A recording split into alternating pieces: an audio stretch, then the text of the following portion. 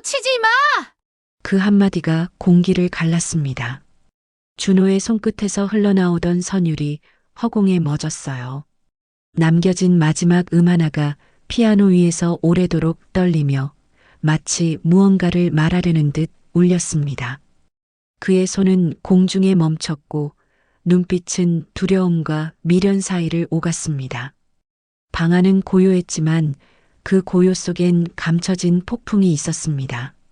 하얀 건반 위에는 그의 손자국이 그대로 남아 있었고 그것이 죄처럼 느껴졌죠.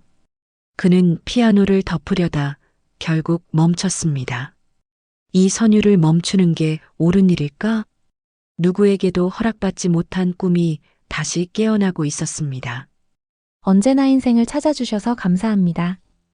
고마움을 담아 영상 시작합니다. 시작하기 전 구독과 좋아요 부탁드려요. 새벽 4시 서울 외곽의 고급 빌라 단지는 짙은 안개에 잠겨 있었습니다. 가로등 불빛이 희미하게 번지는 도로 위로 검은 세단이 천천히 미끄러지듯 달려왔어요. 차창 밖으로는 아직 잠든 도시의 윤곽만이 흐릿하게 보였죠. 운전석에 앉은 준호는 25살의 나이답지 않게 고든 자세를 유지한 채 핸들을 잡고 있었습니다. 검은 정장의 하얀 장갑, 깔끔하게 빗어 넘긴 머리까지 흠잡을 데 없는 운전기사의 모습이었어요. 라디오에서는 쇼팽의 녹턴이 조용히 흘러나왔습니다. 그 애잔한 선율이 새벽 공기와 섞여 차 안을 가득 채웠죠. 준호의 오른손이 핸들 위에서 살짝 들려 올랐습니다. 검지와 중지가 보이지 않는 건반 위를 미끄러지듯 움직이기 시작했어요. 엄지는 낮은 음을, 새끼손가락은 높은 음을 짚어가며 음악에 완벽하게 맞춰 춤을 추었습니다. 그의 눈은 전방을 향하고 있었지만 마음은 이미 어디선가의 무대 위에 서 있는 듯 했어요. 손가락의 움직임이 점점 대담해졌습니다. 왼손도 핸들에서 떨어져 허공에서 화음을 그려냈죠. 준호의 입술이 살짝 벌어지며 선율을 따라 흥얼거렸습니다. 그 순간 그는 운전기사가 아니라 한 명의 피아니스트였어요. 비록 관객은 없고 무대는 좁은 운전석이었지만 말입니다. 갑자기 뒷문이 열리는 소리가 났습니다. 준호의 손이 번개처럼 핸들로 돌아갔어요. 백미러로 보니 회장이 차에 타고 있었습니다. 60대 중반의 회장은 값비싼 코트를 걸치고 있었지만 얼굴엔 피곤함이 가득했죠. 자네 새벽부터 공연하나? 회장의 목소리엔 가벼운 농담기가 섞여 있었지만 준호의 얼굴은 순식간에 붉어졌습니다. 그는 급히 라디오 볼륨을 낮추며 고개를 숙였어요. 죄송합니다, 회장님. 됐네. 음악 좋아하는 건 나쁜 게 아니야. 회장은 무심한 듯 말하고는 서류를 펼쳤습니다. 준호는 다시 정면을 바라보며 차를 출발시켰어요. 라디오에서는 음악이 끝나고 진행자의 목소리가 흘러나왔습니다. 오늘의 명언입니다. 사람은 자기 자리를 지켜야 행복하다고 하죠. 여러분도 오늘 하루 자신의 자리에서 최선을 다하시기 바랍니다. 그 말이 차 안에 무겁게 가라앉았습니다. 준호의 손가락이 핸들 위에서 경직되었어요. 방금 전까지 자유롭게 춤추던 그 손가락이 이제는 꼼짝도 하지 않았죠. 백미러로 본 자신의 얼굴엔 쓸쓸함과 체념이 교차하고 있었습니다. 안개는 점점 짙어졌고 세단은 그 속으로 깊이 들어갔어요. 도로 양옆의 가로수들이 유령처럼 스쳐 지나갔습니다. 준호는 입술을 꽉 다문 채 운전에만 집중했어요. 하지만 그의 귓가엔 여전히 쇼팽의 선율이 맴돌고 있었죠. 마치 잊혀진 꿈의 조각처럼 닿을 수 없는 무언가처럼 말입니다. 회장이 신문을 넘기는 소리가 들렸습니다. 그 바스락거리는 소리가 준호에겐 현실의 소리였어요.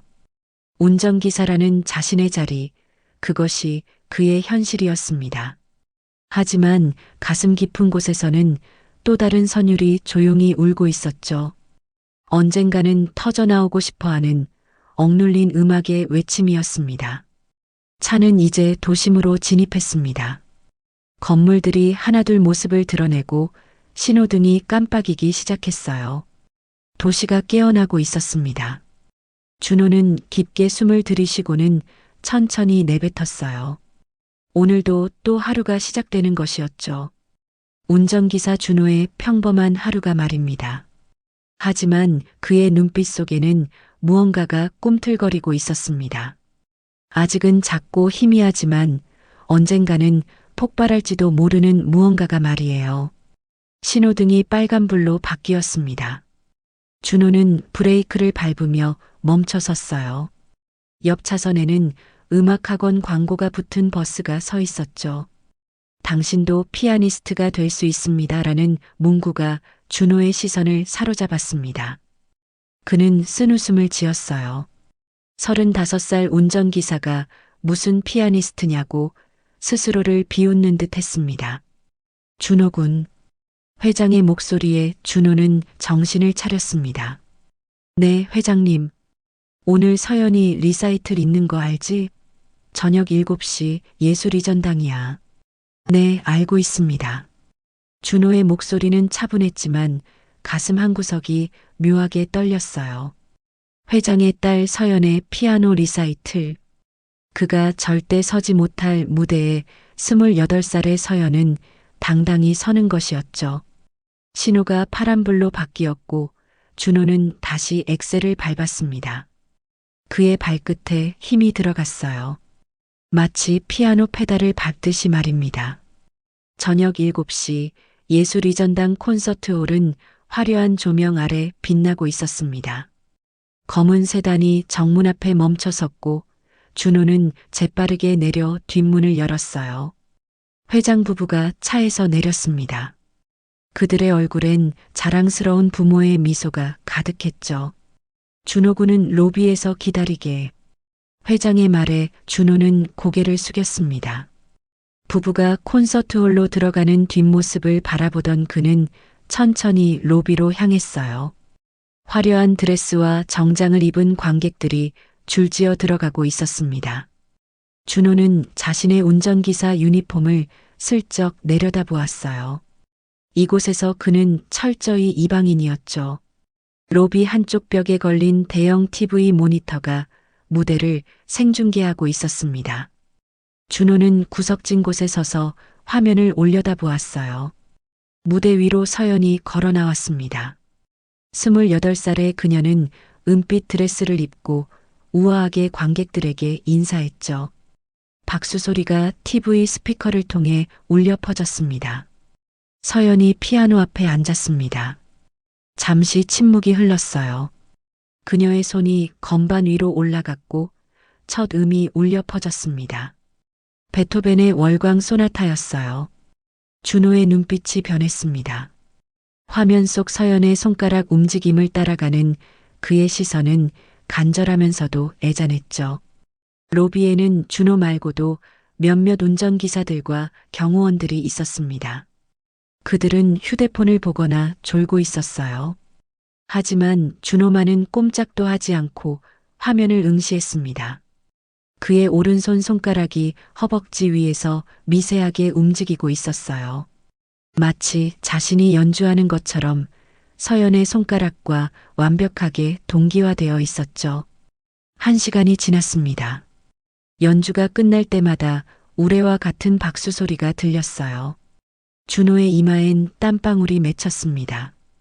그는 연주를 듣는 것만으로도 온몸에 에너지를 쏟아붓는 것 같았어요. 마지막 곡이 끝나자 관객들이 일제히 일어났습니다. 기립박수였죠. TV 화면 속 서연은 환하게 웃으며 몇 번이고 인사했습니다. 준호는 깊은 한숨을 내쉬었어요. 그 한숨 속엔 부러움과 그리움 그리고 체념이 뒤섞여 있었습니다. 그는 천천히 몸을 돌려 밖으로 나갔어요. 차가운 밤 공기가 그의 뺨을 스쳤습니다. 20분 후 공연을 마친 회장 부부와 서연이 나왔습니다. 서연의 팔엔 꽃다발이 가득했어요. 준호는 재빠르게 차 문을 열었습니다. 오늘 연주 정말 훌륭했어, 서연아. 회장이 딸의 어깨를 두드리며 말했습니다. 우리 딸이 최고야. 역시 사람은 제자리를 알아야 해. 너는 무대 위가 제자리인 거야. 그 말에 준호의 손이 핸들 위에서 살짝 떨렸습니다. 백미러로 본 서연은 피곤해 보였어요. 그녀가 가방을 열어 무언가를 찾는 듯 했습니다. 아빠, 잠깐만요. 악보를 차에 두고 온 것 같아요. 서연이 차에서 내렸습니다. 준호도 따라 내려 도와주려 했지만 그녀는 이미 콘서트 홀로 뛰어가고 있었어요. 5분이 지나자 서연이 돌아왔습니다. 그녀는 서둘러 차에 타면서 검은 가죽 파일을 뒷좌석에 던졌어요. 그 순간 파일에서 악보 한 장이 미끄러져 나와 준호의 발치에 떨어졌습니다. 차가 출발하고 난 후 준호는 악보를 주워들었습니다. 리스트의 라 캄파넬라였어요. 악보 위엔 빼곡한 음표들이 춤을 추고 있었습니다. 준호의 눈빛이 달라졌어요. 그 복잡하고 아름다운 선율이 그의 머릿속에서 울려 퍼지기 시작했습니다. 그는 악보를 조심스럽게 접어 주머니에 넣었습니다. 내일 서연에게 돌려주면 되는 일이었죠. 하지만 그 순간 준호의 가슴 속에서 무언가가 깨어나고 있었어요. 오랫동안 잠들어 있던, 억눌려 있던 선율이 다시 숨을 쉬기 시작한 것입니다. 집으로 돌아가는 길, 준호는 계속해서 라 캄파넬라의 선율을 떠올렸습니다. 그 어려운 곡을 자신이 칠 수 있을까? 아니, 쳐보고 싶었습니다. 간절하게, 미치도록 쳐보고 싶었어요. 운전기사의 자리가 아닌 피아니스트의 자리에서 말입니다. 신호등 앞에서 멈출 때마다 준호는 주머니 속 악보를 만져보았습니다. 종이의 감촉이 그의 손끝에 전해질 때마다 심장이 빠르게 뛰었어요. 이상했습니다. 단순한 종이 한 장인데 마치 자신의 운명을 바꿀 열쇠를 쥔 것처럼 떨렸으니까요. 라디오에서는 심야 클래식 프로그램이 흘러나왔습니다. 공교롭게도 라 캄파넬라가 나오고 있었어요. 준호는 볼륨을 높였습니다. 종소리를 모티브로 한 그 화려한 선율이 차 안을 가득 채웠죠. 그의 왼손이 핸들에서 떨어져 무릎 위에서 움직이기 시작했습니다. 오른손도 기어 손잡이 위에서 보이지 않는 건반을 두드렸어요. 그때였습니다. 준호는 문득 깨달았어요. 자신이 이 곡의 모든 음을 알고 있다는 것을. 언제 외웠는지도 모르게 그의 머릿속엔 이미 완벽한 악보가 그려져 있었습니다.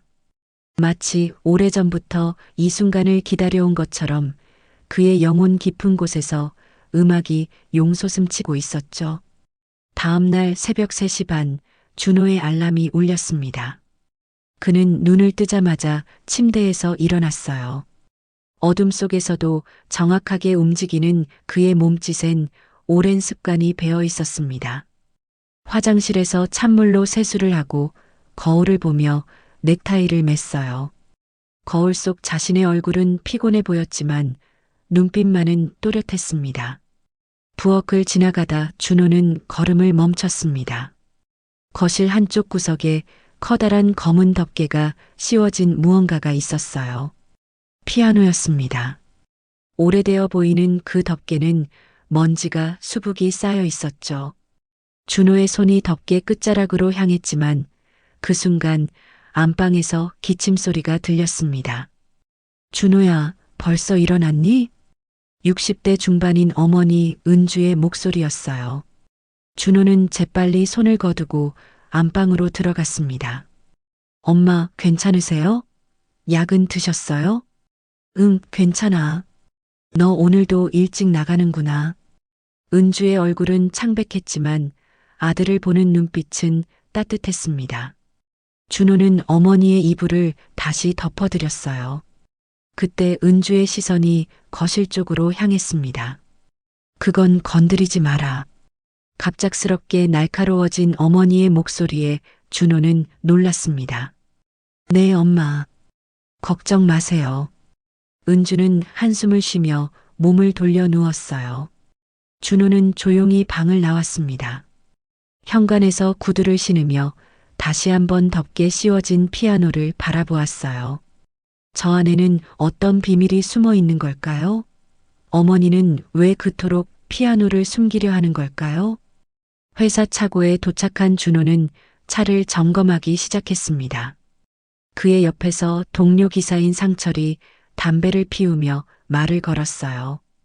야, 준호. 너는 왜 그렇게 조용하냐? 말이 없어서 무서울 지경이야. 그냥 할 말이 없어서요. 준호가 짧게 대답했습니다.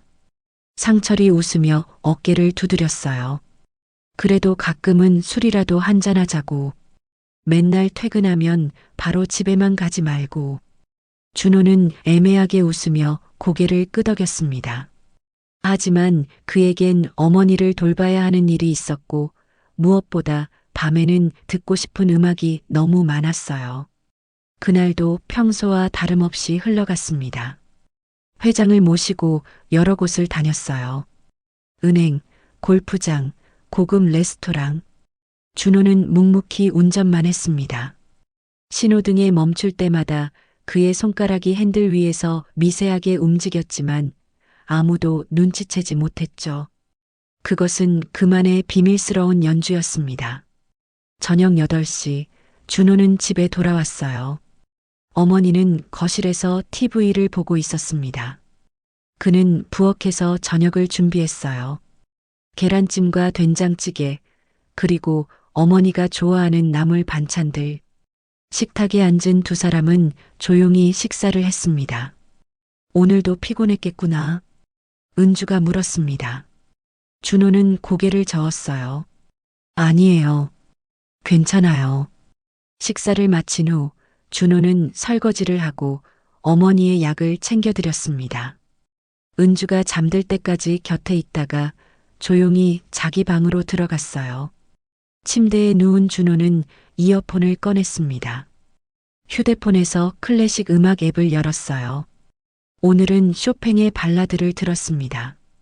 눈을 감자 음악이 온몸으로 스며들었어요. 그의 손가락이 이불 위에서 움직이기 시작했습니다. 마치 진짜 피아노를 치는 것처럼 섬세하고 정확하게 말이죠. 주머니에서 어제 주운 라 캄파넬라 악보가 만져졌습니다. 준호는 그것을 꺼내 휴대폰 불빛으로 비춰보았어요. 복잡한 음표들이 마치 살아있는 것처럼 춤을 추었습니다. 그는 악보를 가슴에 품고 눈을 감았어요.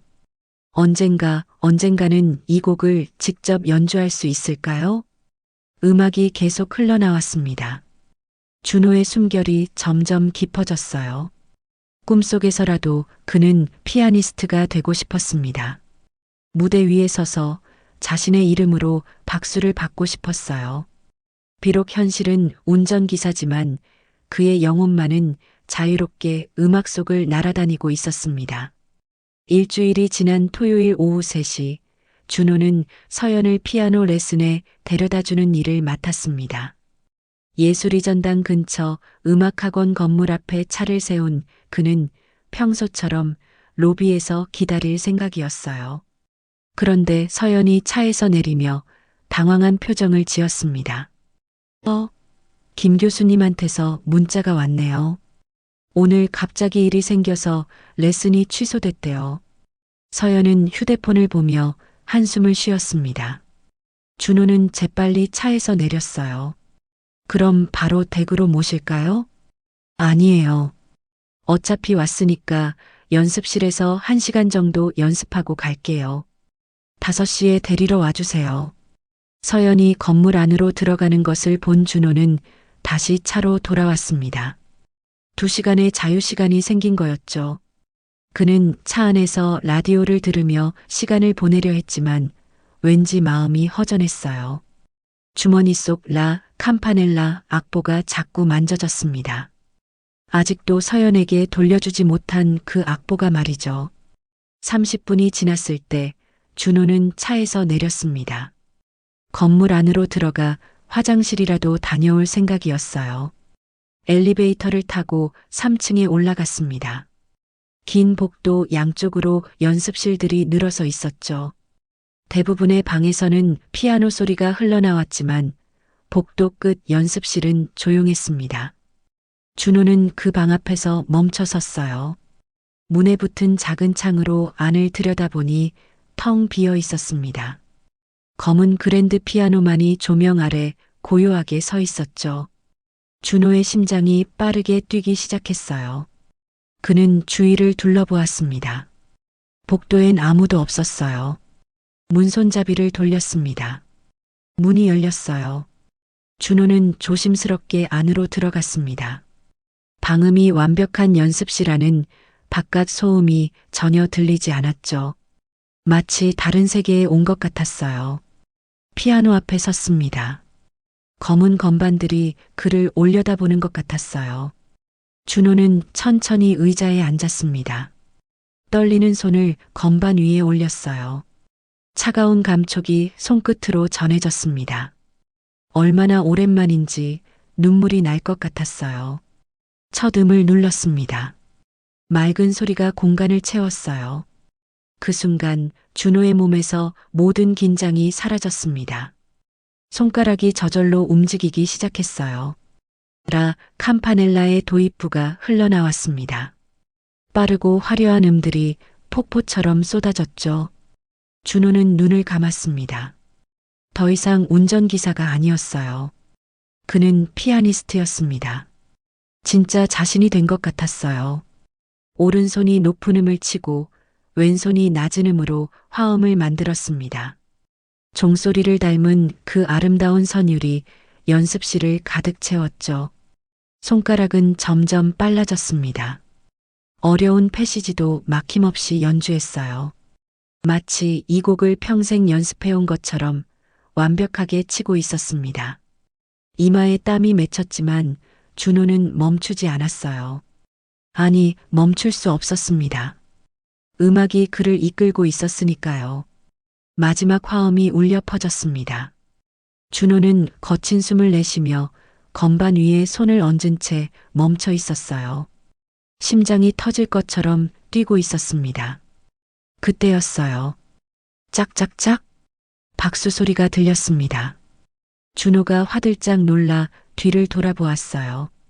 문 앞에 서연이 서 있었습니다. 그녀의 눈은 크게 떠져 있었고 입가엔 놀라움과 감탄이 섞인 미소가 걸려 있었죠. 정말 대단해요. 당신이 이렇게 연주할 수 있을 줄은 몰랐어요. 준호는 벌떡 일어났습니다. 얼굴이 새빨갛게 달아올랐어요. 그는 급하게 고개를 숙였습니다. 죄송합니다. 제가 함부로. 죄송할 게 뭐가 있어요? 이건 정말 놀라운 재능이에요. 서연이 한 걸음 다가왔습니다. 그녀의 눈빛은 진지했어요. 얼마나 연습하신 거예요? 독학으로는 불가능한 수준인데. 준호는 대답하지 못했습니다. 그저 고개를 숙인 채 서 있을 뿐이었어요. 서연은 휴대폰을 꺼냈습니다. 방금 영상으로 찍었어요. 김 교수님께 보여드려야겠어요. 안 됩니다. 준호가 다급하게 소리쳤습니다. 서연이 놀란 눈으로 그를 바라보았어요. 저는 운전기사입니다. 그게 제 자리예요. 이런 건 그저 취미일 뿐입니다. 준호는 연습실을 빠져나가려 했지만 서연이 그의 팔을 잡았습니다. 기다려요. 이건 취미 수준이 아니에요. 당신은 천재예요. 준호는 서연의 손을 뿌리치고 문을 열었습니다. 하지만 발걸음이 떨어지지 않았어요. 등 뒤에서 서연의 목소리가 들렸습니다. 두려우신 거죠? 자신의 재능이 세상에 알려지는 게. 그 말에 준호는 멈춰 섰습니다. 서연이 말을 이었어요. 저도 알아요. 무대가 두렵다는 게 뭔지. 하지만 당신의 연주는 달라요. 자유롭고 진실해요. 준호는 천천히 돌아섰습니다. 서연의 눈에는 진심이 담겨 있었어요. 그 순간 그의 주머니에서 악보가 떨어졌습니다. 바로 라 캄파넬라 악보였죠. 서연이 그것을 주워들었습니다. 이걸 가지고 계셨군요. 그래서 이렇게 완벽하게 치신 거예요? 준호는 고개를 저었습니다. 악보는 일주일 전에 주운 거예요. 하지만 이 곡은 오래전부터 알고 있었습니다. 그의 목소리가 떨렸어요. 마치 오랜 비밀을 털어놓는 사람처럼. 서연이 놀란 표정을 지었습니다. 그때 복도에서 발소리가 들렸어요. 누군가 다가오고 있었습니다. 준호는 다시 긴장했지만 서연이 그를 안심시켰어요. 걱정 마세요. 제가 아무에게도 말하지 않을게요. 하지만 한 가지만 약속해 주세요. 뭐요? 다시 한번 저를 위해 연주해 주세요. 언젠가 꼭. 준호는 대답 없이 연습실을 나왔습니다. 그의 등이 구부정했어요. 하지만 가슴 속에서는 무언가가 불타오르기 시작했습니다. 오늘 일은 그의 인생을 바꿀 시작점이 될 거였어요. 복도를 걸으며 준호는 손을 들어보았습니다. 아직도 손가락이 떨리고 있었어요. 방금 전의 연주가 꿈이 아니었다는 증거였죠. 엘리베이터를 기다리는 동안 그는 벽에 걸린 거울에 비친 자신을 보았습니다. 운전기사 유니폼을 입고 있었지만 눈빛은 달랐어요. 뭔가 깨어난 듯한, 살아있는 듯한 빛이 있었습니다. 밖으로 나온 준호는 차 안에 앉아 깊은 숨을 내쉬었습니다. 서연이 찍었다는 영상이 계속 마음에 걸렸어요. 만약 그것이 세상에 알려진다면? 회장이 알게 된다면? 어머니가 알게 된다면? 생각만 해도 아찔했습니다. 1시간 후 서연이 건물에서 나왔습니다. 그녀는 아무 일 없었다는 듯 차에 탔어요. 하지만 백미러로 본 그녀의 눈빛은 뭔가 다른 빛을 담고 있었습니다. 호기심과 경외, 그리고 약간의 설렘 같은 것들이 섞여 있었죠. 집으로 가는 길, 서연이 조용히 말했습니다. 아까 영상은 지웠어요. 준호의 어깨에서 긴장이 풀렸습니다. 서연이 이어서 말했어요. 하지만 그 연주는 잊을 수 없을 것 같아요. 정말 아름다웠거든요. 준호는 아무 말도 하지 않았지만 가슴이 뜨거워졌습니다. 누군가 자신의 연주를 아름답다고 해준 것이 얼마만인지 기억도 나지 않았어요. 아니, 어쩌면 처음일지도 모릅니다. 그날 밤 준호는 잠을 이루지 못했어요. 천장을 바라보며 오늘 일을 계속 떠올렸습니다. 피아노의 감촉, 음악이 흐르던 순간, 서연의 박수 소리, 모든 것이 너무나 생생했어요. 그리고 깨달았습니다. 자신이 얼마나 음악을 그리워했는지를. 새벽 2시, 준호는 조용히 일어나 거실로 나갔습니다. 덮개 씌워진 피아노 앞에 섰어요. 손을 뻗어 덮개를 살짝 들어 올렸습니다. 희미한 달빛 아래 드러난 건반이 은은하게 빛났죠. 그는 손가락을 건반 위에 올렸습니다. 소리는 내지 않고 그저 움직임만으로 라 캄파넬라를 연주했어요. 무음의 연주였지만 그의 머릿속엔 완벽한 음악이 울려 퍼지고 있었습니다. 눈물이 뺨을 타고 흘러내렸어요. 오늘 그는 잠시나마 진짜 자신이 되었었습니다. 그리고 그것이 얼마나 행복한 일인지 알게 되었죠. 3일 후 월요일 오전, 준호는 평소처럼 회장을 모시고 회사로 향했습니다. 하지만 백미러로 본 회장의 표정이 심상치 않았어요. 회장이 휴대폰으로 무언가를 보더니 준호에게 물었습니다. 서연이가 요즘 이상한 말을 하는데 자네 혹시 피아노 칠 줄 아나? 준호의 손이 핸들 위에서 경직되었습니다. 그는 애써 담담한 목소리로 대답했어요. 아닙니다, 회장님. 전 그런 거 모릅니다. 회장은 의심스러운 눈초리로 준호를 바라보다가 다시 서리로 시선을 돌렸습니다. 준호의 등에선 식은땀이 흘렀어요. 그날 저녁 준호가 집에 돌아왔을 때 서연에게서 문자가 왔습니다. 내일 점심시간에 잠깐 만날 수 있을까요? 중요한 얘기가 있어요. 준호는 문자를 지우고 싶었지만 결국 답장을 보냈습니다. 알겠습니다. 다음 날 정오, 회사 근처 조용한 카페에서 서연을 만났습니다. 그녀의 얼굴엔 흥분과 기대가 가득했어요. 김 교수님께 얘기했어요. 당신의 연주 영상을 보여드렸죠. 준호가 놀라 자리에서 일어났습니다. 지웠다고 하셨잖아요. 미안해요. 하지만 이건 숨겨둘 재능이 아니에요.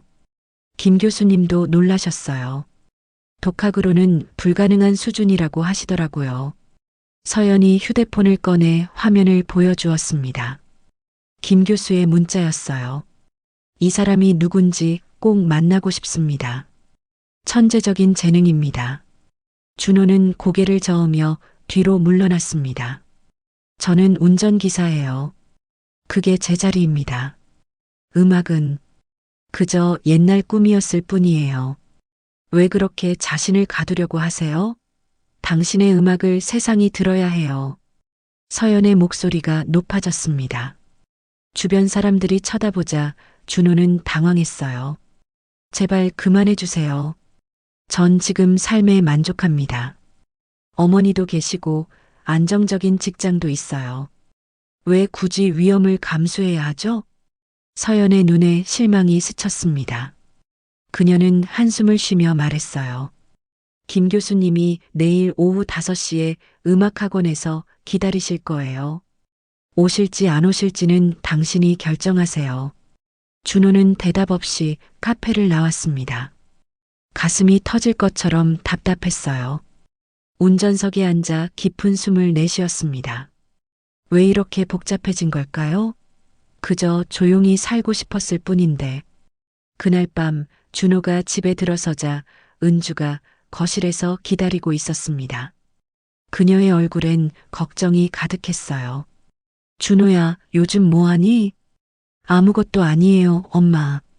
은주가 날카로운 눈빛으로 아들을 바라보았습니다. 새벽에 내가 거실에서 뭘 하는지 다 봤어. 그 피아노 건드린 거니? 준호는 대답하지 못했습니다. 은주의 목소리가 떨렸어요. 음악은 우리를 불행하게 만들어. 내 아버지도 그랬고 나도 그랬어. 제발 그냥 평범하게 살아라. 어머니의 눈에 눈물이 고였습니다. 준호는 처음 듣는 아버지 얘기에 놀랐지만 더 물어볼 수 없었어요. 은주가 방으로 들어가 문을 닫았기 때문입니다. 준호는 자기 방에 누워 천장을 바라보았습니다. 머릿속이 복잡했어요. 서연의 말, 김 교수의 제안, 어머니의 경고. 모든 것이 뒤엉켜 있었죠. 그는 주머니에서 라 캄파넬라 악보를 꺼내 들었습니다.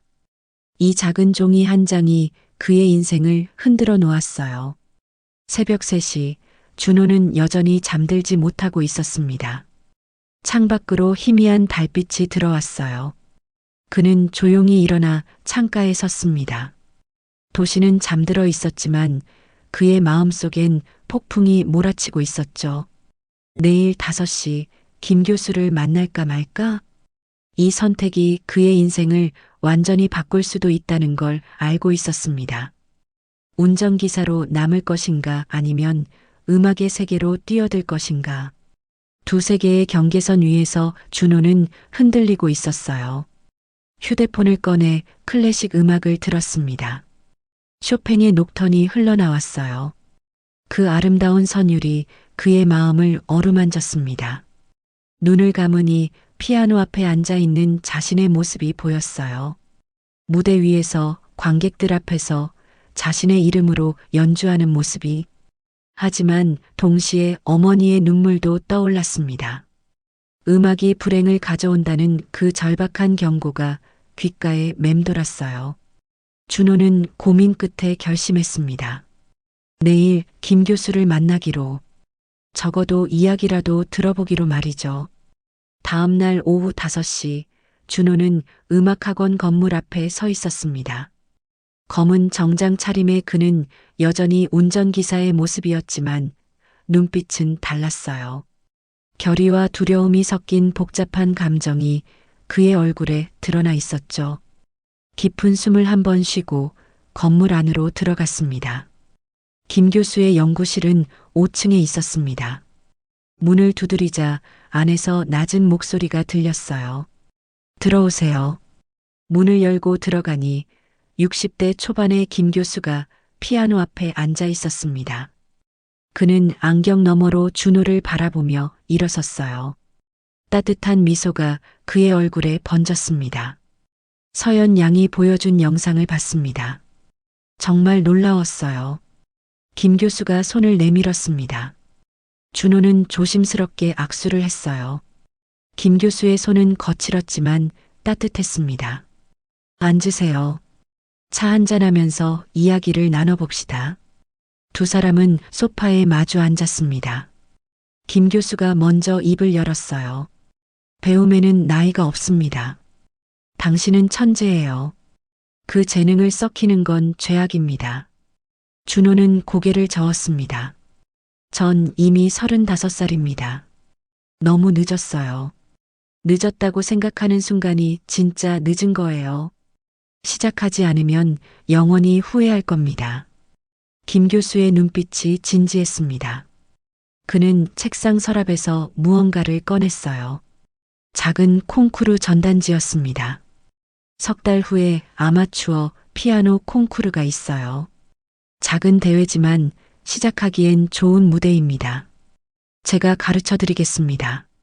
준호의 가슴이 뛰기 시작했습니다. 콩쿠르라니. 무대에 선다는 것이 현실로 다가왔어요. 하지만 전 낮에는 일을 해야 합니다. 새벽과 밤을 이용하면 됩니다. 진짜 원한다면 시간은 만들 수 있어요. 김 교수가 피아노 앞으로 준호를 이끌었습니다. 준호는 떨리는 손으로 건반을 만졌어요. 김 교수가 옆에 앉으며 말했습니다. 자, 다시 한번 라 campanel라를 쳐보세요. 준호는 눈을 감고 연주를 시작했습니다. 음악이 흐르자 김 교수의 표정이 점점 놀라움으로 변했어요. 연주가 끝났을 때 김 교수는 박수를 치며 일어섰습니다. 믿을 수 없어요. 이런 테크닉을 독학으로 익히다니. 그날부터 준호의 이중 생활이 시작되었습니다. 새벽 4시에 일어나 1시간 동안 음악학원에서 연습하고 일을 마친 후 밤 9시부터 자정까지 다시 연습했어요. 피로가 쌓였지만 그는 살아있음을 느꼈습니다. 일주일이 지났습니다. 준호의 손가락엔 물집이 잡혔고 관절이 욱신거렸어요. 하지만 멈출 수 없었습니다. 김 교수는 매일 새로운 곡을 가져왔고 준호는 놀라운 속도로 습득했어요. 당신은 타고난 피아니스트예요. 왜 이제야 나타난 거죠? 김 교수의 말에 준호는 쓴웃음을 지었습니다. 어머니에 대한 이야기는 할 수 없었어요. 그저 묵묵히 연습에 집중했습니다. 한 달이 지난 어느 날 김 교수가 제안했습니다. 작은 자선 공연이 있어요. 관객은 50명 정도밖에 안 되는 소규모 행사입니다.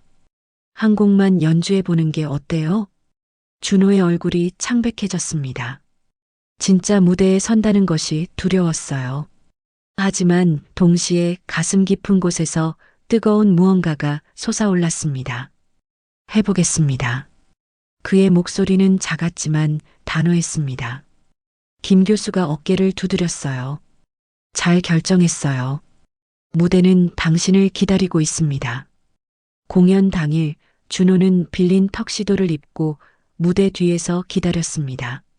손이 떨렸고 다리에 힘이 없었어요. 막이 올라가고 조명이 켜졌습니다. 피아노가 무대 중앙에서 그를 기다리고 있었죠. 준호는 천천히 걸어 나갔습니다. 관객석은 어두워서 얼굴들이 보이지 않았어요. 피아노 앞에 앉아 심호흡을 했습니다. 그리고 첫 음을 눌렀어요. 쇼팽의 발라드가 흘러나왔습니다. 처음엔 손가락이 떨렸지만 음악에 빠져들면서 떨림이 사라졌어요. 그는 더 이상 운전기사가 아니었습니다. 무대 위의 피아니스트였어요. 마지막 음이 울려 퍼졌습니다. 잠시 정적이 흐르다가 박수 소리가 터져 나왔어요.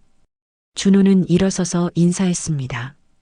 관객들의 박수를 받으며 그는 처음으로 자기 이름으로 존재하는 기분을 느꼈어요. 무대에서 내려온 준호는 화장실로 달려가 세면대에 물을 틀었습니다. 차가운 물로 얼굴을 씻으며 거울을 보았어요. 거울 속 자신의 얼굴엔 눈물 자국이 있었습니다. 언제 울었는지도 모르게 흘린 눈물이었죠. 밖으로 나오니 김 교수가 기다리고 있었습니다. 훌륭했어요. 이제 시작입니다. 콩쿠르를 준비해 봅시다. 준호는 고개를 끄덕였습니다. 그의 눈빛엔 이제 두려움보다는 결의가 더 짙게 배어 있었어요. 오늘 밤 그는 선을 넘었습니다. 운전기사의 세계에서 피아니스트의 세계로 한 발을 내디딘 것이죠. 집으로 돌아가는 길, 준호는 창문을 내리고 밤바람을 맞았습니다. 시원한 바람이 뜨거워진 얼굴을 식혀주었어요. 라디오에선 우연히도 자신이 방금 연주했던 쇼팽의 발라드가 흘러나왔습니다. 그는 미소를 지었어요. 이제 그 음악은 단순히 듣는 것이 아니라 자신이 만들어낼 수 있는 것이 되었으니까요. 새벽 1시 준호는 조용히 집에 들어섰습니다. 거실엔 희미한 불빛이 켜져 있었어요. 은주가 소파에 앉아 그를 기다리고 있었습니다. 어디 갔다 이제 오니? 어머니의 목소리엔 걱정과 의심이 섞여 있었어요. 준호는 잠시 망설이다가 말했습니다. 일이 좀 늦어졌어요. 은주는 아들을 뚫어져라 바라보았습니다. 그녀는 뭔가를 눈치챈 듯 했지만 더 이상 묻지 않았어요. 준호가 방으로 들어가려 하자 은주가 말했습니다. 내가 무슨 선택을 하든 후회하지 않길 바란다. 그 말의 의미를 곱씹으며 준호는 방으로 들어갔습니다. 침대에 누워 천장을 바라보았어요. 오늘부터 그의 인생은 완전히 달라졌습니다. 두 개의 세계를 오가며 살아야 하는 이중 생활이 시작된 것이죠. 하지만 처음으로 진짜 살아있다는 느낌이 들었습니다. 2주일이 지난 토요일 오후 음악학원 연습실에는 준호와 서연만이 있었습니다. 김 교수는 급한 일로 자리를 비웠고 서연이 대신 준호의 연습을 돕기로 했어요. 처음엔 어색했던 두 사람 사이의 거리가 점점 좁혀지고 있었습니다. 서연이 준호 옆에 앉아 악보를 넘겨주며 말했습니다. 여기 프레이즈는 좀 더 부드럽게 연결해 보세요. 너무 끊어서 치시는 것 같아요. 준호는 고개를 끄덕이며 다시 연주했습니다. 서연의 조언대로 부드럽게 이어지는 선율이 흘러나왔어요. 그녀가 만족스러운 표정으로 미소 지었습니다. 훨씬 좋아졌어요. 당신의 연주는 정말 특별해요. 준호가 의아한 표정으로 그녀를 바라보았습니다. 서연이 한숨을 쉬며 말했어요. 제 연주는 너무 교과서적이에요. 기술은 있지만 영혼이 없달까요? 하지만 당신 음악은 자유로워요. 살아있는 것 같아요. 그녀의 눈에 부러움이 스쳤습니다. 준호는 처음으로 서연도 나름의 고민이 있다는 걸 알게 되었어요. 완벽해 보이는 그녀에게도 부족함이 있었던 것입니다. 제가 자유로운 건 배운 적이 없어서 그런 거예요. 규칙을 몰라서 마음대로 치는 거죠. 준호의 말에 서연이 고개를 저었습니다. 아니에요. 그건 타고난 재능이에요. 저도 그렇게 치고 싶어요. 서연이 갑자기 일어나 악보장을 뒤적였습니다. 그리고 한 권을 꺼내 피아노 위에 올려놓았어요. 내 손을 위한 연탄곡이었습니다. 같이 쳐볼래요? 준호가 당황한 표정을 지었습니다. 회장 딸과 나란히 앉아 피아노를 친다는 건 상상도 못했던 일이었어요. 하지만 서연은 이미 의자를 옆으로 밀고 자리를 만들고 있었습니다. 두 사람이 나란히 앉았습니다. 너무 가까워서 어깨가 닿을 듯 말 듯한 거리였어요. 준호의 심장이 빠르게 뛰기 시작했습니다. 서연의 향수 냄새가 은은하게 퍼져왔죠. 제가 낮은 음을 칠게요. 당신은 높은 음 파트를 맡아주세요. 서연이 먼저 연주를 시작했습니다. 준호가 조심스럽게 따라 들어갔어요. 처음엔 서로의 박자가 맞지 않아 삐걱거렸지만 점점 하나가 되어갔습니다. 두 사람의 손이 교차하며 춤을 추듯 움직였어요. 어느 순간 준호는 음악 속에서 서연과 대화하고 있다는 느낌을 받았습니다. 그녀의 연주가 물으면 그가 대답하고, 그가 제안하면 그녀가 화답하는, 말로는 할 수 없는 교감이 음악을 통해 이루어지고 있었어요. 연주가 끝났을 때 두 사람은 서로를 바라보았습니다. 서연의 뺨이 붉게 물들어 있었고 준호의 이마엔 땀방울이 맺혔어요. 잠시 침묵이 흘렀습니다. 그 짧은 순간 두 사람 사이에 뭔가 특별한 감정이 흐르는 것 같았죠. 정말 아름다웠어요. 서연이 속삭이듯 말했습니다. 준호는 대답 대신 고개를 숙였어요. 운전기사인 자신과 회장 딸인 그녀. 이 벽은 너무 높고 두꺼웠습니다. 그때 문이 열리고 김 교수가 들어왔습니다. 두 사람이 나란히 앉아 있는 모습을 본 그의 표정이 굳어졌어요. 서연 양, 오늘은 여기까지 하는 게 좋겠네요. 김 교수의 목소리엔 경고가 담겨 있었습니다. 서연이 아쉬운 표정으로 일어섰어요. 내일 또 올게요. 준호 씨, 연습 열심히 하세요. 그녀가 나간 후 김 교수가 준호 옆에 앉았습니다. 음악보다 위험한 게 감정이에요. 조심하세요. 준호는 아무 말도 하지 못했습니다. 김 교수의 말이 맞았어요. 하지만 이미 그의 마음은 흔들리고 있었습니다. 서연과 함께 있을 때 그는 운전기사도 피아니스트도 아닌 그저 한 남자가 되는 것 같았어요. 그날 밤 준호는 내 손 연탄곡 악보를 들여다보았습니다. 서연이 쳤던 부분에 연필로 메모가 적혀 있었어요. 여기서 좀 더 천천히 감정을 담아서. 그녀의 손글씨를 보며 준호는 미소 지었습니다. 하지만 동시에 불안감도 밀려왔어요. 이 감정이 커질수록 현실의 벽도 높아질 거라는 걸 알고 있었으니까요. 회장이 알게 된다면, 어머니가 알게 된다면 모든 게 끝날 수도 있었습니다. 준호는 창밖을 바라보았습니다. 달이 구름에 가려졌다가 다시 나타났어요. 그의 마음도 그랬습니다. 서연을 향한 감정과 현실적인 두려움 사이에서 계속 흔들리고 있었죠. 한 달이 지났습니다. 준호는 첫 번째 콩쿠르 예선에 참가했어요. 작은 지역 대회였지만 그에겐 거대한 무대처럼 느껴졌습니다. 대기실에서 손을 비비며 긴장하고 있을 때 서연이 나타났어요. 그녀의 손엔 작은 카메라가 들려 있었습니다. 다큐멘터리를 만들고 싶어요.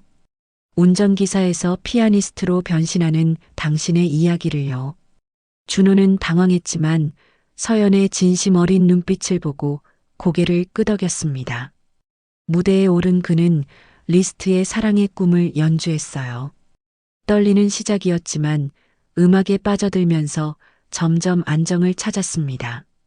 마지막 음이 울려 퍼졌을 때 심사위원들의 얼굴엔 놀라움이 가득했죠. 결과 발표 시간, 준호의 이름이 통과자 명단에 올라 있었습니다. 그는 믿을 수 없다는 표정으로 서연을 바라보았어요. 그녀가 카메라를 들고 환하게 웃으며 말했습니다. 이제 시작이에요. 서연이 촬영한 영상은 SNS에 올라갔습니다. 35살 운전기사의 도전이라는 제목으로요. 반응은 폭발적이었어요. 하룻밤 사이에 조회수가 10만을 넘었고 댓글이 쏟아졌습니다. 천재 기사, 숨은 피아니스트, 감동적이다 같은 응원의 글들이 대부분이었죠. 두 번째 예선은 더 큰 무대였습니다. 200명이 넘는 관객이 있었어요. 준호는 쇼팽의 영웅 폴로네이즈를 선택했습니다. 어려운 곡이었지만 그는 완벽하게 소화해냈어요. 연주가 끝나자 관객들이 일제히 일어나 박수를 쳤습니다.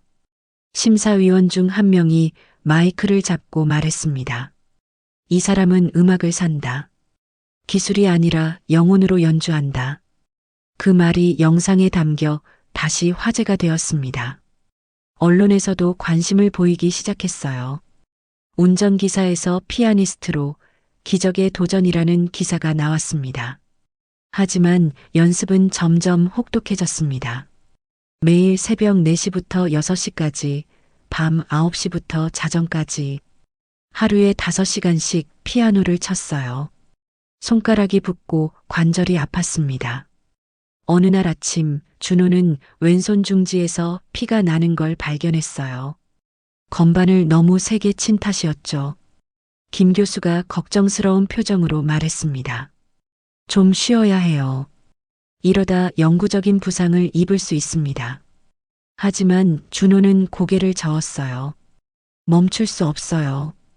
이제야 살아있다는 걸 느끼는데. 그는 밴드를 감고 계속 연습했습니다. 피가 밴드를 적셨지만 멈추지 않았어요. 음악이 그를 이끌고 있었고 그는 기꺼이 따라갔습니다. 세 번째 예선이 다가왔습니다. 이번엔 중결선이었어요. 통과하면 본선에 진출하는 거였죠. 준호는 라흐마니노프의 피아노 협주곡을 준비했습니다. 가장 어려운 곡 중 하나였어요. 무대 뒤에서 손을 풀고 있을 때 휴대폰이 울렸습니다. 어머니였어요. 준호야, 내가 뭘 하는지 다 알아. TV에 내가 나왔더라. 준호의 얼굴이 창백해졌습니다. 은주의 목소리는 차분했지만 뭔가 슬픔이 섞여 있었어요. 엄마, 끝까지 해봐. 하지만 후회는 하지 마라. 전화가 끊겼습니다. 준호는 잠시 멍하니 서 있다가 심호흡을 했어요. 이제 돌아갈 수 없었습니다. 앞으로 나아가는 수밖에. 무대에 오른 준호는 피아노 앞에 앉았습니다. 조명이 그를 비췄어요. 관객석엔 1000명이 넘는 사람들이 있었습니다. 그 중엔 서연도 김 교수도 있었죠. 그리고 아마 어딘가에서 어머니도 지켜보고 있을 거예요. 첫 음이 울려 퍼졌습니다. 웅장하고 아름다운 선율이 콘서트홀을 가득 채웠어요. 준호의 손가락은 날아다녔습니다. 부상 따위는 잊은 듯 온 영혼을 쏟아부었어요. 클라이맥스 부분에서 준호는 눈을 감았습니다. 더 이상 악보도 건반도 보지 않았어요. 그저 음악과 하나가 되었습니다. 그의 몸 전체가 악기가 된 것처럼 음악이 그를 통해 흘러나왔죠. 마지막 화음이 끝났을 때 잠시 정적이 흘렀습니다. 그리고 폭풍 같은 박수가 터져 나왔어요. 관객들이 모두 일어섰습니다. 준호는 일어서서 인사했는데 그때 왼손에서 뭔가 따뜻한 게 흘러내렸어요. 피였습니다. 밴드를 뚫고 피가 흘렀지만 그는 미소 지었습니다. 무대를 내려온 준호에게 김 교수가 달려왔습니다. 미쳤어요? 손을 보세요. 하지만 준호는 담담했어요. 괜찮아요. 전 오늘 진짜 제가 된 것 같아요. 서연이 카메라를 들고 다가왔습니다. 그녀의 눈엔 눈물이 고여 있었어요. 당신은 정말 대단해요. 그날 밤 결과가 발표되었습니다. 준호는 본선 진출자 명단에 이름을 올렸어요. 그것도 예선 전체 2등으로 말이죠. 믿을 수 없는 일이었습니다.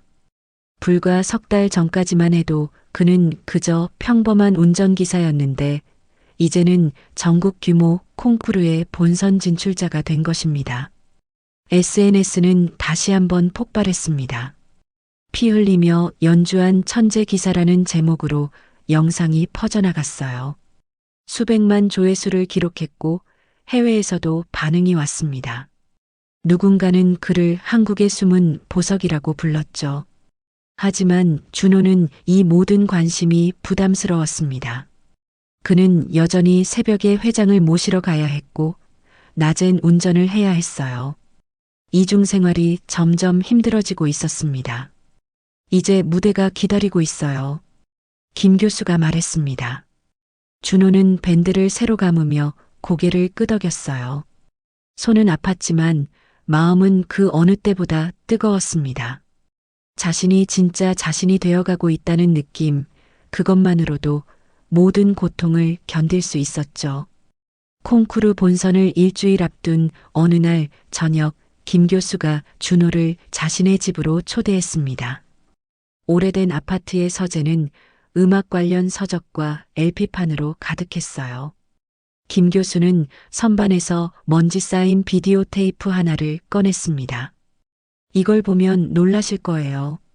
TV 화면에 1995년이라는 날짜가 떴습니다. 30년 전이었죠. 예술의 전당 무대 위에 20살쯤 되어 보이는 젊은 여성이 서 있었어요. 검은 드레스를 입은 그녀의 얼굴이 클로즈업 되었을 때 준호는 숨을 멈췄습니다. 어머니였어요. 젊은 시절의 은주였습니다. 화면 속 은주가 피아노 앞에 앉았습니다. 쇼팽의 피아노 협주곡 1번이 시작되었어요. 그녀의 손가락은 믿을 수 없을 정도로 빠르고 정확했습니다. 준호가 지금까지 본 어떤 연주보다도 완벽했어요. 관객들의 감탄하는 표정이 화면에 비쳤습니다. 당시 최연소 콩쿠르 우승자였어요. 모두가 그녀를 천재라고 불렀죠. 김 교수의 목소리가 무겁게 울렸습니다. 준호는 화면에서 눈을 떼지 못했어요. 어머니가 이런 천재 피아니스트였다니. 왜 한 번도 말하지 않았을까요? 영상이 계속되었습니다. 다른 날짜, 다른 무대. 은주가 다시 나타났지만 뭔가 달랐어요. 얼굴이 창백했고 손이 떨리고 있었습니다. 연주가 시작되었지만 중간에 갑자기 멈췄어요. 은주의 손이 건반 위에서 얼어붙은 듯 멈춰 있었습니다. 무대 공포증이었어요. 너무 큰 압박감에 시달렸던 거죠. 화면 속 은주가 일어서려다 쓰러졌습니다. 사람들이 달려들었어요. 카메라가 흔들렸고 영상이 끊겼습니다. 준호의 눈에 눈물이 고였어요. 그 이후로 은주 씨는 완전히 은퇴했습니다. 음악계에서 사라졌어요. 김 교수가 다른 사진을 꺼냈습니다. 은주 옆에 젊은 남자가 서 있었어요. 이 사람이 당신 아버지입니다.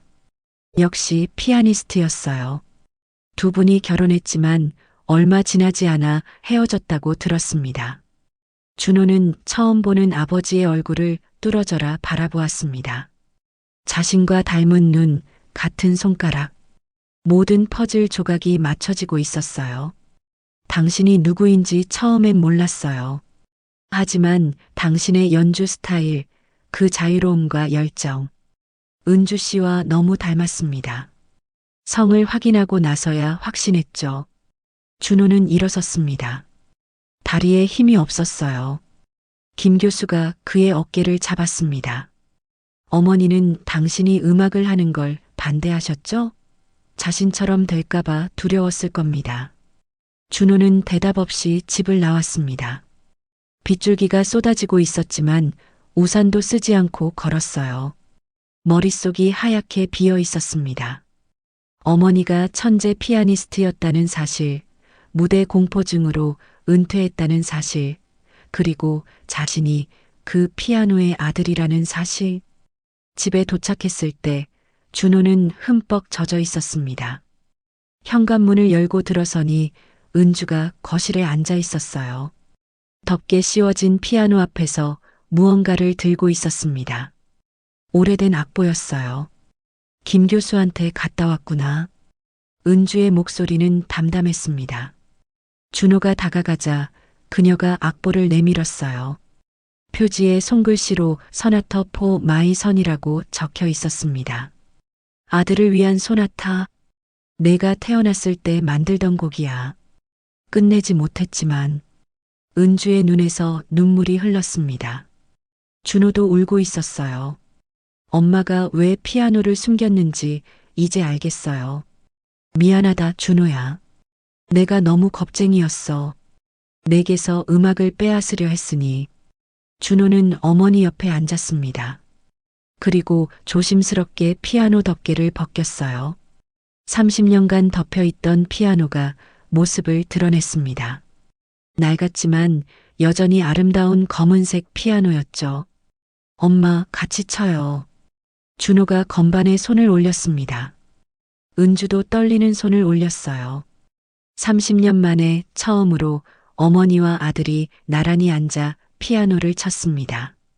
미완성 소나타의 멜로디가 집안을 채웠어요. 은주의 손은 여전히 떨렸지만 준호가 함께 치자 점점 안정되었습니다. 두 사람의 연주는 완벽하게 어우러졌어요. 마치 하나의 영혼이 연주하는 것처럼. 내가 무대에 서는 걸 보고 싶다. 은주가 연주를 멈추고 말했습니다. 내가 하지 못한 걸 내가 해주길. 두려움 없이 자유롭게. 준호는 어머니의 손을 잡았습니다. 거칠고 주름진 손이었지만 여전히 피아니스트의 손이었어요. 엄마의 음악을 세상에 들려줄게요. 이 소나타를 완성시켜서. 은주가 아들을 끌어안았습니다. 오랜만에 어머니와 아들은 서로를 이해하게 되었어요. 음악이 그들을 갈라놓았지만 결국 음악이 다시 하나로 만들어준 것입니다. 그날 밤 준호는 미완성 악보를 연구했습니다. 어머니의 손길이 느껴지는 음표들, 자신을 위해 만들어진 선율들. 이제 그는 단순히 피아니스트가 되는 게 아니라 어머니의 꿈을 이어받는 사람이 되기로 결심했어요. 콩쿠르 본선에서 그는 이 곡을 완성시켜 연주할 것입니다. 어머니가 무대에서 하지 못한 마지막 연주를 아들인 자신이 대신할 것입니다. 두려움이 아닌 사랑으로, 체념이 아닌 희망으로. 콩쿠르 본선을 사흘 앞둔 월요일 아침, 준호는 평소처럼 회장을 모시러 갔습니다. 하지만 차에 탄 회장의 표정은 싸늘했어요. 그의 손엔 태블릿이 들려 있었고 화면엔 준호와 서연이 함께 피아노를 치는 영상이 떠 있었습니다. 이게 뭔가, 준호군? 회장의 목소리는 낮고 차가웠습니다. 준호의 손이 핸들 위에서 떨렸어요. 설명드리겠습니다, 회장님. 설명? 우리 집을 이용해 출세하려는 건가? 서연이를 이용해서? 회장의 목소리가 점점 높아졌습니다. 준호는 백미러로 회장의 얼굴을 보았어요. 분노로 붉어진 얼굴이었습니다. 그런 의도는 전혀 없었습니다. 저는 그저 뭐, 주제도 모르고 날뛰었다는 건가? 당장 차를 세워. 준호는 길가에 차를 세웠습니다. 회장이 차에서 내리며 마지막 말을 남겼어요. 오늘부로 해고야. 내일부터 나오지 마. 그리고 서연이 근처엔 얼씬도 하지 마. 회장이 택시를 잡아타고 사라진 후 준호는 멍하니 앉아 있었습니다. 5년간 일했던 직장을 한순간에 잃었어요.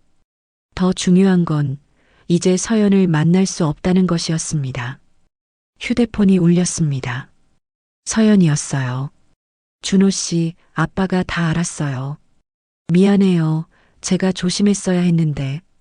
서연의 목소리엔 울음이 섞여 있었습니다. 괜찮아요. 제 선택이었으니까요.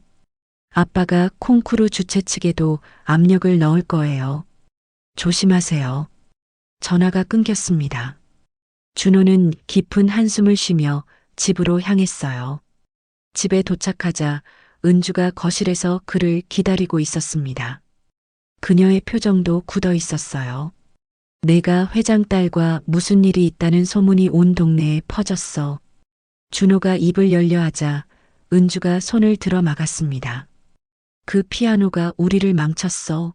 내 아버지도 음악 때문에 떠났고 나도 음악 때문에 무너졌는데 이제 너까지. 은주의 목소리가 날카롭게 울렸습니다. 그녀는 피아노 쪽으로 걸어가 덮개를 다시 씌웠어요. 이제 그만해. 음악 따위는 집어치워. 엄마, 전 이제 멈출 수 없어요. 준호의 단호한 목소리에 은주가 돌아봤습니다. 그녀의 눈엔 분노와 두려움이 뒤섞여 있었어요. 너도 나처럼 무너질 거야. 무대는 널 삼켜버릴 거라고. 은주가 방으로 들어가 문을 쾅 닫았습니다. 준호는 혼자 남겨졌어요. 직장도 사랑도 어머니의 지지도 모두 잃은 순간이었습니다. SNS를 확인하니 상황은 더 나빴습니다. 누군가가 준호와 서연의 관계를 악의적으로 해석한 글을 올렸어요. 재벌가 딸을 노린 야심가 운전기사, 신데렐라, 콤플렉스 같은 댓글들이 달리고 있었습니다. 응원하던 사람들도 등을 돌리기 시작했어요. 언론도 가세했습니다. 한 인터넷 신문은 운전기사 출신 피아니스트의 추락이라는 제목으로 기사를 냈어요. 준호의 도전을 선정적으로 소비하는 내용이었습니다. 그의 음악은 이제 재능이 아닌 스캔들로 취급받고 있었죠. 다음 날 김 교수에게서 전화가 왔습니다. 준호 씨, 안 좋은 소식이 있어요. 학교에서 압력이 들어왔습니다. 더 이상 가르칠 수 없게 됐어요. 준호는 예상했다는 듯 담담하게 대답했습니다. 이해합니다, 교수님. 미안해요. 하지만 포기하지 마세요. 당신의 재능은 진짜니까. 김 교수도 손을 뗐습니다. 이제 준호는 완전히 혼자가 되었어요. 콩쿠르까지 이틀밖에 남지 않았는데 연습할 곳도 도와줄 사람도 없었습니다. 그날 저녁 콩쿠르 사무국에서 메일이 왔습니다. 참가 자격 재검토 중이라는 내용이었어요. 회장의 압력이 미친 것이 분명했습니다. 준호는 노트북을 덮고 눈을 감았어요. 모든 게 무너지고 있었습니다. 밤이 깊어갈수록 준호의 마음은 더욱 무거워졌습니다. 창밖으로 보이는 도시의 불빛들이 차갑게 느껴졌어요. 어머니의 경고가 현실이 되고 있었습니다. 음악이 정말 그를 망치고 있는 걸까요? 하지만 그때 주머니에서 미완성 악보가 만져졌습니다. 소나타 포 마이 선. 어머니가 자신을 위해 만들기 시작했던 곡이었죠. 준호는 악보를 꺼내 들었습니다. 떨리는 손으로 음표들을 따라갔어요. 이 곡만은 완성해야 했습니다. 모든 걸 잃더라도 어머니의 음악만은 세상에 들려주고 싶었어요. 준호는 집안의 낡은 피아노 앞에 앉았습니다. 소리를 내지 않고 무음으로 연습하기 시작했어요. 손가락만이 건반 위를 춤추듯 움직였습니다. 새벽 3시가 되었을 때 은주가 거실로 나왔습니다. 아들이 무음으로 피아노를 치는 모습을 보고 멈춰 섰어요. 준호의 얼굴엔 눈물이 흐르고 있었지만 손은 멈추지 않았습니다. 그 모습에 은주의 마음도 흔들렸어요. 하지만 그녀는 아무 말도 하지 않고 다시 방으로 들어갔습니다. 콩쿠르 본선 하루 전 아침, 준호는 늦잠에서 깨어났습니다. 해고된 후 처음으로 늦게 일어난 것이었어요. 거실로 나가려는데 쿵 하는 소리가 들렸습니다. 준호가 달려가 보니 은주가 바닥에 쓰러져 있었어요. 엄마, 엄마. 준호가 어머니를 흔들었지만 은주는 의식이 없었습니다. 얼굴이 창백했고 숨소리가 약했어요. 준호는 떨리는 손으로 119에 전화를 걸었습니다. 구급차가 도착할 때까지의 5분이 1년처럼 느껴졌어요. 병원 응급실에서 의사가 나와 설명했습니다. 극심한 스트레스로 인한 심장 발작입니다. 당분간 입원하셔야 해요. 준호는 다리에 힘이 풀려 의자에 주저앉았습니다. 자신 때문이었어요. 음악을 하겠다고 고집부린 탓에 어머니가 쓰러진 것입니다. 중환자실 유리창 너머로 보이는 어머니는 너무나 작고 연약해 보였습니다. 각종 기계에 연결된 모습이 준호의 가슴을 찢어 놓았어요. 그는 유리창에 이마를 대고 울었습니다. 휴대폰이 울렸습니다. 콩쿠르 사무국이었어요. 준호 씨? 안타깝게도 참가 자격이 취소되었습니다. 서류상 문제가 발견되었어요. 준호는 묻지도 않았습니다. 무슨 문제인지, 왜 하루 전에 통보하는지. 그저 전화를 끊었어요. 모든 게 끝났습니다. 석 달간의 노력이 한순간에 물거품이 되었죠. 병원비 청구서를 받아든 준호는 숨이 막혔습니다.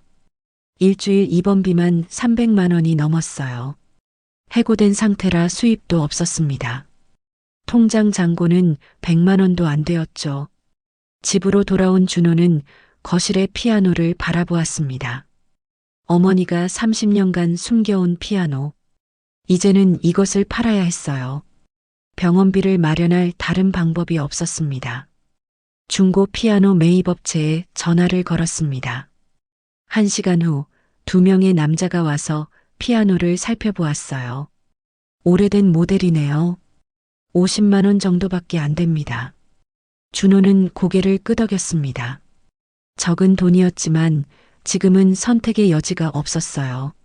남자들이 피아노를 들어 올리려 할 때 준호가 말했습니다. 잠깐만요.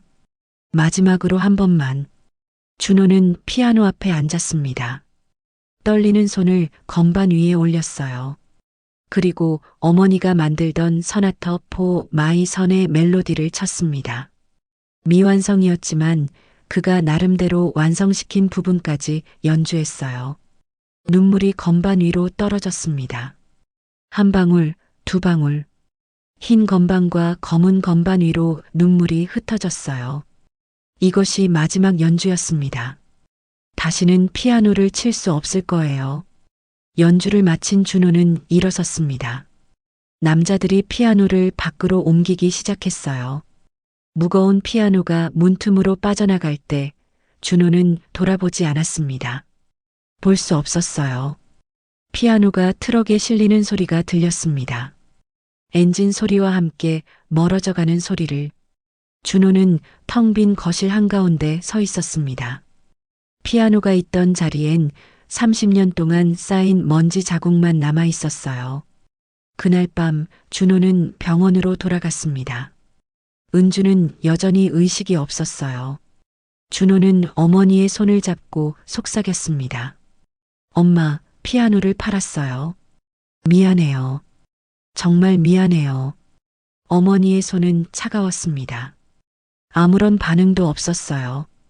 준호는 그 손을 자신의 뺨에 대고 울었습니다. 휴대폰이 울렸습니다. 서연이었어요. 하지만 준호는 받지 않았습니다.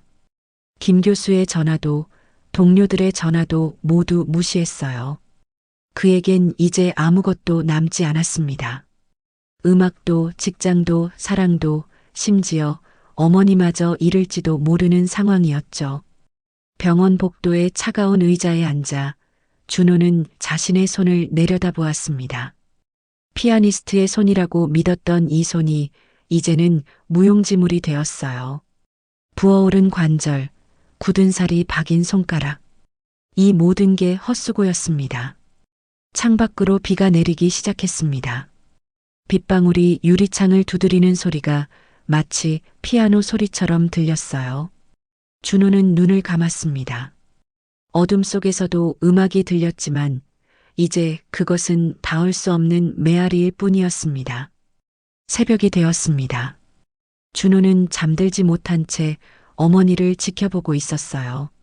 갑자기 은주의 손가락이 미세하게 움직였습니다. 준호가 다가가자 어머니가 힘겹게 눈을 떴어요. 준호야. 목소리는 너무 작아서 거의 들리지 않았습니다. 준호가 귀를 가까이 대자 은주가 말했어요. 콩쿠르는 어떻게 됐니? 준호는 차마 진실을 말할 수 없었습니다. 그저 어머니의 손을 꼭 잡았어요. 걱정 마세요. 다 잘 될 거예요. 하지만 그의 목소리엔 아무런 희망도 담겨 있지 않았습니다. 콩쿠르 당일 오전 준호는 병실 의자에서 잠이 들었다가 깨어났습니다. 은주가 그를 바라보고 있었어요. 어머니의 눈엔 무언가 결심한 듯한 빛이 있었습니다. 준호야, 이야기를 해야겠다. 은주의 목소리는 여전히 약했지만 단호했어요. 준호가 가까이 다가가자 어머니가 그의 손을 잡았습니다. 난 무대가 무서웠어. 그날 마지막 공연 날. 손이 멈춰버렸지. 수천 명이 날 바라보는데 단 한 음도 칠 수 없었어. 은주의 눈에서 눈물이 흘렀습니다. 30년간 가슴에 묻어둔 고백이었어요. 모두가 날 천재라고 불렀어. 기대가 너무 컸지. 완벽해야 한다는 압박감에 숨이 막혔어. 그래서 도망쳤어. 피아노도 음악도 모든 걸 버리고. 준호가 어머니의 손을 꼭 쥐었습니다. 은주가 계속 말했어요. 내 아버지도 피아니스트였어. 우린 음악으로 만났지만 결국 음악 때문에 헤어졌지. 그는 내가 겁쟁이라고 했어. 맞는 말이었어. 어머니의 목소리가 떨렸습니다. 너한테 음악을 못하게 한 건 내가 나처럼 무너질까봐 무서워서였어. 하지만 이제 깨달았어. 내가 너한테 물려준 건 재능만이 아니라 두려움이었구나. 준호의 가슴이 아팠습니다. 어머니의 상처가 얼마나 깊었는지 이제야 알게 되었어요. 엄마, 괜찮아요. 전 이해해요. 아니야. 넌 나와 달라. 내 연주를 영상으로 봤어. 두려움이 아니라 기쁨으로 치더라. 그게 진짜 음악이야. 은주가 침대 옆 서랍을 가리켰습니다. 준호가 열어보니 낡은 봉투가 있었어요. 안에는 서나터 포 마이선 악보의 나머지 부분이 들어 있었습니다. 완성하지 못한 부분이야. 병원에 오기 전날 밤 너를 보며 마지막 부분을 썼어. 준호가 악보를 펼쳐보니 떨리는 손글씨로 음표들이 그려져 있었습니다. 마지막 페이지엔 이렇게 적혀 있었어요. 내 아들아, 두려움이 아닌 사랑으로 연주하거라. 엄마, 난 무대가 무서웠어. 그날 이후 피아노를 덮었지. 하지만 넌 달라. 넌 무대를 사랑해. 그걸 숨기지 마. 준호가 고개를 숙였습니다. 하지만 전 해고됐어요. 콩쿠르도 취소됐고 피아노도 팔았어요. 모든 게 끝났어요. 은주가 아들의 뺨을 어루만졌습니다. 끝난 게 아니야. 이제 시작이야. 진짜 내가 되는 거야. 저는 엄마처럼 도망치지 않겠어요. 준호의 목소리에 결의가 담겼습니다. 은주의 눈에 처음으로 자랑스러움이 비쳤어요. 그래, 내 아들. 가서 연주해. 콩쿠르가 아니어도 좋아. 어디서든 누구에게든 내 음악을 들려줘. 준호는 어머니를 꼭 안았습니다. 은주의 품은 여전히 따뜻했어요. 30년간의 두려움과 후회가 이 순간 녹아내리는 것 같았습니다. 병실을 나온 준호는 복도 끝 창가에 섰습니다. 오후 2시, 지금쯤 콩쿠르 본선이 한창의 시간이었어요. 하지만 그는 더 이상 아쉬워하지 않았습니다. 오히려 마음이 가벼워졌어요. 휴대폰이 울렸습니다. 김 교수였어요. 준호 씨, 지금 어디 있어요? 병원입니다. 서연 양과 함께 지금 콩쿠르장으로 와요. 기적이 일어났어요. 준호가 물으려 하기도 전에 전화가 끊겼습니다. 그때 서연에게서 문자가 왔어요. 믿고 와주세요. 모든 걸 바로잡았어요. 준호는 악보를 가슴에 품었습니다. 어머니가 완성한 서나터 포 마이선. 이 곡을 세상에 들려줄 기회가 다시 올지도 모른다는 희망이 생겼어요. 병원 로비로 내려가는 엘리베이터 안에서 준호는 거울에 비친 자신을 보았습니다. 해고된 운전기사, 실패한 도전자의 모습이 아니었어요. 한 사람의 아들이자 한 사람의 피아니스트의 모습이었습니다. 두려움이 아니라 사랑으로. 어머니의 말이 가슴에 새겨졌습니다. 준호는 진짜 각성했어요. 무대가 무서운 게 아니라 무대에 서지 못하는 게 더 무섭다는 걸 깨달았습니다. 음악이 자신을 망친 게 아니라 음악이 자신을 살려준 거였어요. 병원을 나서는 준호의 발걸음은 빨라졌습니다. 어디로 가는지 무엇이 기다리는지 몰랐지만 한 가지는 확실했어요. 다시는 도망치지 않을 거라는 것.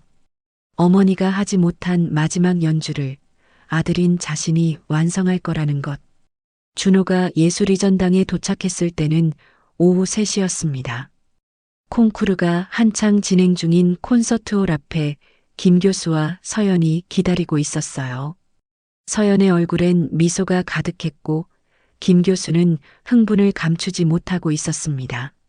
무슨 일이 일어난 거예요? 준호가 물었습니다.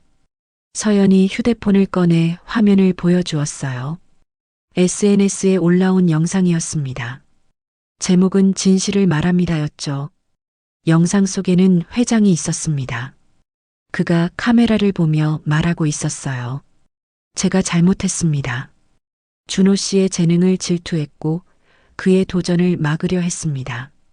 하지만 제 딸이 보여준 영상을 다시 보니 그는 진짜 음악가였습니다. 준호는 놀란 눈으로 서연을 바라보았습니다. 그녀가 설명했어요. 아빠를 설득했어요. 당신이 피 흘리며 연주하는 영상을 보여드렸죠. 그리고 어머니 이야기도 들려드렸어요. 아빠도 결국 감동하셨어요. 김 교수가 준호의 어깨를 잡았습니다. 콩쿠르 심사위원들이 특별 무대를 마련했어요. 정식 참가는 아니지만 시범 연주를 할 수 있게 됐습니다. 지금 바로요. 준호의 가슴이 뛰기 시작했습니다. 하지만 그는 고개를 저었어요. 피아노도 없고 연습도 못했어요. 그건 걱정 마세요. 서연이 건물 연문을 열었습니다. 작은 연습실이 있었고 그 안에 검은 피아노가 놓여 있었어요. 바로 준호가 팔았던 어머니의 피아노였습니다. 다시 사왔어요. 제가 샀죠. 이건 당신과 어머니의 피아노니까요. 준호의 눈에 눈물이 고였습니다. 피아노 앞에 앉아 건반을 만졌어요. 낡았지만 여전히 따뜻한 감촉이었습니다. 15분 후에 무대에 서야 해요. 준비하세요. 김 교수가 말했습니다. 준호는 가슴에서 악보를 꺼냈어요. 어머니가 완성한 서나터 포 마이 선. 떨리는 손으로 악보를 펼쳤습니다. 엄마의 음악을 세상에 들려줄게요. 준호가 혼잣말처럼 중얼거렸습니다. 서연과 김 교수가 밖으로 나가고 그는 홀로 남았어요. 15분. 이 짧은 시간 동안 30년의 침묵을 깨야 했습니다. 손가락을 풀기 시작했습니다. 처음엔 뻣뻣했지만 점점 부드러워졌어요. 어머니가 쓴 마지막 부분을 연습했습니다. 복잡하고 아름다운 선율이었어요. 슬픔과 희망, 후회와 사랑이 모두 담겨 있었죠. 문이 열리고 스태프가 들어왔습니다. 준비되셨나요? 이제 무대로 가셔야 합니다. 준호는 일어섰습니다. 다리가 떨렸지만 마음은 단단했어요. 무대로 가는 복도를 걸으며 그는 생각했습니다. 이것은 단순한 연주가 아니라 화해의 순간이라고. 어머니와의 화해, 자신과의 화해, 그리고 음악과의 화해. 무대 뒤에서 기다리는 동안 준호는 휴대폰을 꺼냈습니다. 어머니에게 문자를 보냈어요. 엄마, 지금 무대에 섭니다. 엄마의 곡을 연주할게요. 사랑해요. 곧바로 답이 왔습니다. 자랑스럽다, 내 아들아. 두려워하지 마. 음악이 널 지켜줄 거야. 사회자의 목소리가 들렸습니다. 특별 시범 연주를 하실 분을 모시겠습니다. 운전기사에서 피아니스트로 기적의 도전을 이어가고 있는 준호 씨입니다. 박수 소리가 울려 퍼졌습니다. 준호는 심호흡을 하고 무대로 걸어 나갔어요. 2,000명이 넘는 관객이 그를 바라보고 있었습니다. 조명이 눈부셨고 열기가 느껴졌어요. 피아노가 무대 중앙에서 그를 기다리고 있었습니다. 어머니의 피아노.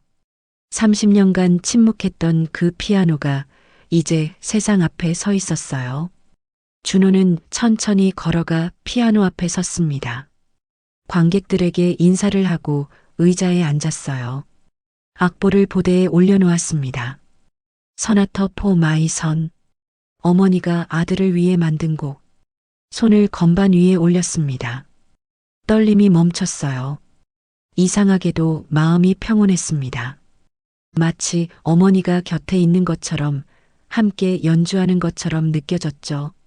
첫 음을 눌렀습니다. 맑고 깨끗한 소리가 콘서트홀을 채웠어요. 그리고 음악이 시작되었습니다. 어머니의 이야기, 아들의 이야기, 두 세대를 잇는 음악의 이야기가 14단계 피날레 퍼넬리. 조용했던 객석이 숨을 멈춘 듯 고요해졌고 준호의 손끝에서 흘러나온 선율이 천천히 공간을 채웠습니다. 그의 연주는 단순히 곡을 연주하는 것이 아니라 말하지 못했던 세월의 이야기를 풀어내는 듯 했습니다.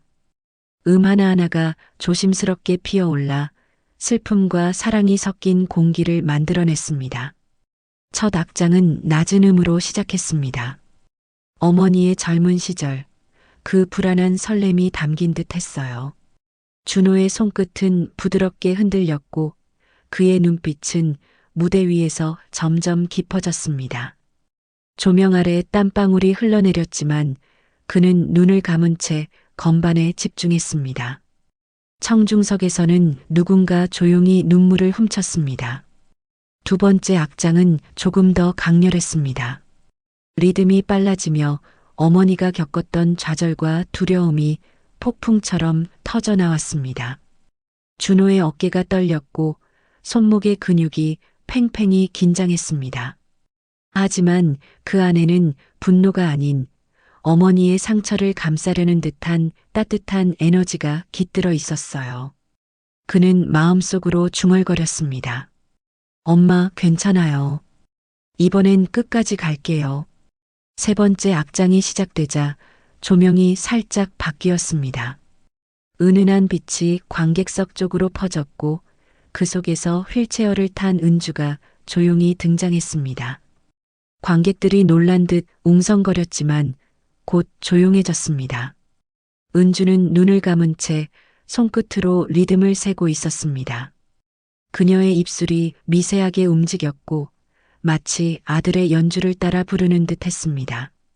그 모습을 본 준호의 눈에 눈물이 고였습니다. 손이 잠시 멈칫했지만 그는 곧 다시 건반을 눌렀습니다. 그의 연주는 점점 더 단단해졌고 감정이 폭발하듯 이어졌습니다. 건반을 두드릴 때마다 마치 어머니의 손이 그 위에 포개지는 듯 했습니다. 무대 위의 피아노는 더 이상 악기가 아니었습니다. 그것은 두 사람의 대화였고 오랜 침묵의 끝에서 찾아온 화해였습니다. 마지막 악장은 아주 조용하게 시작되었습니다. 준호는 손끝으로 마지막 선율을 부드럽게 그려냈습니다. 그 순간 객석에서 은주가 천천히 일어섰습니다. 간호사의 손을 빌려 몸을 일으킨 그녀는 힘겹게 두 손을 모았습니다. 눈물이 흐르고 있었지만 표정엔 평화가 깃들어 있었어요. 관객석 전체가 숨을 죽였고 그들의 시선이 어머니에게 향했습니다. 은주는 두 손을 들어 박수를 쳤습니다. 처음엔 작았지만 곧 점점 커졌습니다. 그 소리가 콘서트홀 전체를 울렸고 사람들은 일제히 자리에서 일어나 기립박수를 보냈습니다. 서연의 눈가에도 눈물이 맺혔습니다. 김 교수는 두 팔을 교차하며 조용히 미소 지었습니다. 회장도 관객석 중간쯤에 앉아 있었고 그의 눈가가 젖어 있었습니다. 그는 무겁게 손을 들어 박수를 쳤습니다. 그 박수에는 인정과 사과 그리고 존중이 담겨 있었습니다. 준호는 마지막 음을 눌렀습니다. 길고 잔잔한 울림이 피아노 위에서 맴돌았습니다. 그는 천천히 고개를 숙였고 눈을 감았습니다. 이제야 끝났어요, 엄마. 관객들의 환호가 터져 나왔습니다. 수많은 카메라 플래시가 터졌지만 준호는 아무것도 보지 않았습니다. 그는 조용히 피아노 위에 손을 얹고 그 온기를 느꼈습니다. 감사합니다. 그의 목소리는 낮았지만 진심이 담겨 있었습니다. 무대에서 내려오는 복도 끝에 은주가 기다리고 있었습니다. 엄마, 준호가 다가가자 은주는 미소를 지으며 아들의 손을 잡았습니다. 이제야 들었어. 내 곡이 아니라 내 곡이었구나. 준호는 고개를 저었습니다. 아니에요. 우리 둘의 곡이에요. 그들의 손이 맞잡혔습니다. 밖으로 나왔을 때 해가 서쪽으로 기울고 있었습니다. 노을빛이 콘서트홀 유리벽에 비쳐 붉게 반짝였어요. 준호는 하늘을 올려다보며 조용히 미소 지었습니다. 그 순간 그는 깨달았습니다. 음악은 단지 재능의 문제가 아니라 용기의 문제라는 것을, 자신의 자리란 누가 정해주는 것이 아니라 스스로 만들어가는 것임을. 서연이 뒤에서 다가와 말했습니다. 축하해요, 준호 씨. 그는 웃으며 대답했습니다. 이제 정말 시작인 것 같아요. 바람이 불었고 콘서트홀의 문이 천천히 닫혔습니다. 그 안에서는 여전히 피아노의 잔향이 남아 있었습니다. 은주가 그 소리를 들으며 속삭였습니다. 이제 내 선율로 살아가렴. 그리고 준호는 조용히 대답했습니다. 네, 엄마. 약속할게요. 봄비가 내리던 오후 창문 밖으로 빗방울이 유리창을 타고 흘러내렸습니다. 준호는 새로 이전한 작은 음악 스튜디오 안에서 컴퓨터 앞에 앉아 있었습니다. 방 안에는 피아노와 여러 개의 악보가 놓여 있었고 모니터 속에는 한 장면이 재생되고 있었어요. 그는 영화 음악 작업을 하고 있었습니다. 화면 속 주인공이 피아노 앞에 앉아 첫 음을 누르는 장면, 바로 그 음악이 그의 손끝에서 만들어지고 있었죠. 준호의 손이 키보드를 조심스럽게 두드렸습니다. 짧은 음들이 이어지고 그 위로 잔잔한 현악의 선율이 깔렸습니다. 그는 잠시 눈을 감고 들었습니다. 이 선율 속에는 어머니의 곡에서 가져온 한 소절이 숨어 있었습니다. 그가 세상에 처음 선보였던 곡, 서나터 포 마이선의 마지막 멜로디였죠. 하지만 지금의 곡은 달랐습니다. 조용하지만 단단했고 슬픔보다는 희망이 묻어 있었습니다. 좋아요. 그 부분 조금만 더 부드럽게 연결해 볼까? 뒤에서 들려오는 목소리에 준호가 돌아봤습니다. 은주가 의자에 앉아 악보를 넘기고 있었습니다. 창백했던 얼굴에는 생기가 돌았고 손끝엔 여전히 음악의 감각이 남아 있었습니다. 그녀는 이제 아들의 조력자로, 작곡 파트너로 함께하고 있었습니다. 준호가 웃으며 대답했습니다. 그럼 이렇게요? 그는 몇 개의 음을 바꾸고 다시 들려주었습니다. 은주는 고개를 끄덕이며 미소 지었습니다. 그래, 바로 그거야.